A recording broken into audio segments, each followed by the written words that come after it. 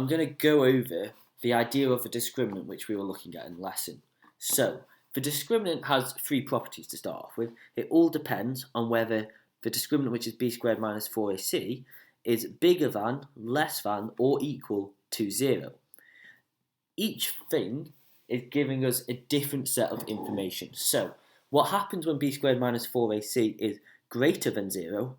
Well, we get two distinct real roots.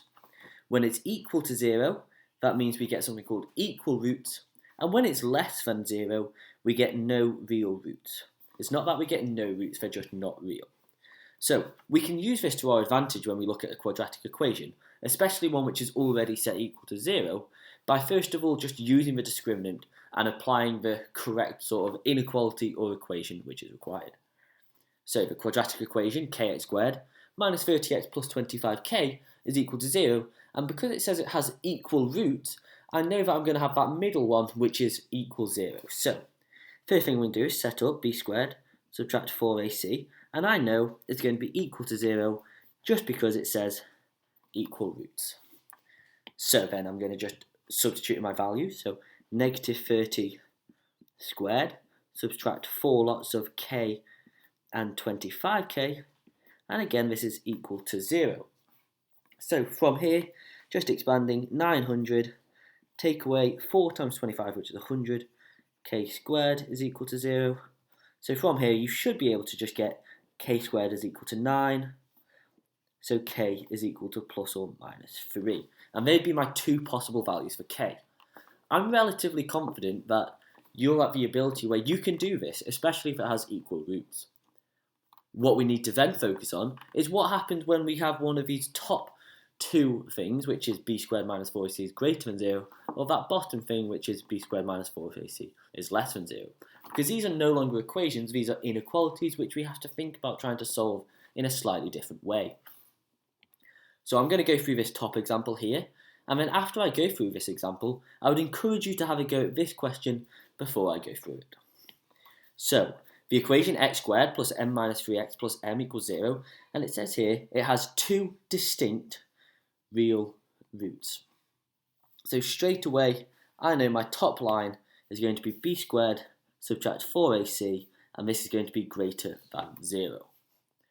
Substituting in my values, that's going to give me m subtract 3 squared, subtract 4 lots of 1 and m is greater than 0. So expanding gives me m squared, subtract 6m plus 9, subtract 4m is greater than 0. What can I do with this? Well, it looks like I've got a quadratic, so what I'm going to do is just collect like terms, and then I'm going to factorise if I can. M squared subtract 10m plus 9 is greater than 0, so that's going to factorise nicely to m subtract 9, m subtract 1 is greater than 0. So I know that my solutions are going to be something to do with 9 and something to do with 1, but what I need to know is whether it's going to be greater than 9 or less than 9, and the only way that really we know how to do this confidently is by actually sketching a graph. So when I come to sketch a graph, it doesn't need to be perfect, I just need to know the rough idea of where my points are. So my solutions for my roots are 9 and 1 of the discriminant, which is something like this. So what I want to know is, what is this question actually asking me? Well, it's wanting it to be greater than 0. So if we think about our graph, I want to know the bits where it is greater than the x-axis. So that would be these two highlighted sections here. It would be where it is greater than 9 and less than 1. If you're ever unsure on how to write this, the way I would encourage you to do it is write down your roots underneath. So we've got 1 and 9. And because we want the bit on the outside, so we want the extremes of our graph, we know it's going to be m is less than 1 and m is greater than 9. And we could just write it simply with the arrow pointing the same direction. I'd like you to pause it now and have a go at the next question. And if you've already done that, hopefully you found that it was a little bit different, however the method will get you the same answers. So, I'm going to go through it now. Given that the equation 2x squared minus x minus 3 equals k has no real roots, find the possible values of a constant k. First thing I need to do is rearrange this and get it equal to 0. So what I'm going to do is write down 2x squared minus x, and then it's going to be plus negative 3, negative k, and that is equal to 0. This means that when I come to use my discriminant, I'm confident that it's going to be correct because I've got it equal to 0. It says it has no real roots, so what do I need to do? Well, I need to, again, look at my little help sheet, and that means it's going to be less than 0.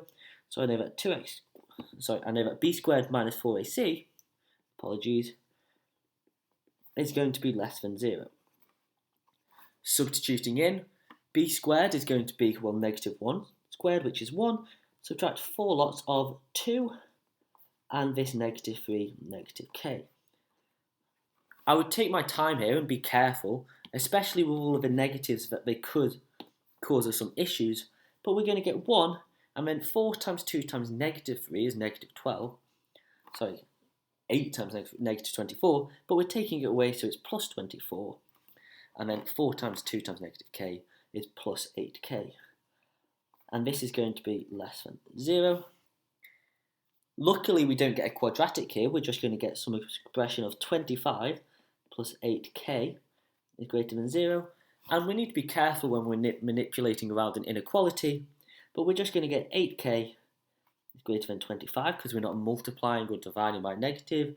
So therefore, k got to be less than 25 over 8. We have seen this question before, but it's good practice to make sure that we're confident in how to do this. If you have any questions on this topic, or you want me to go through another example, please let me know and I'll do it in a future video. Thank you.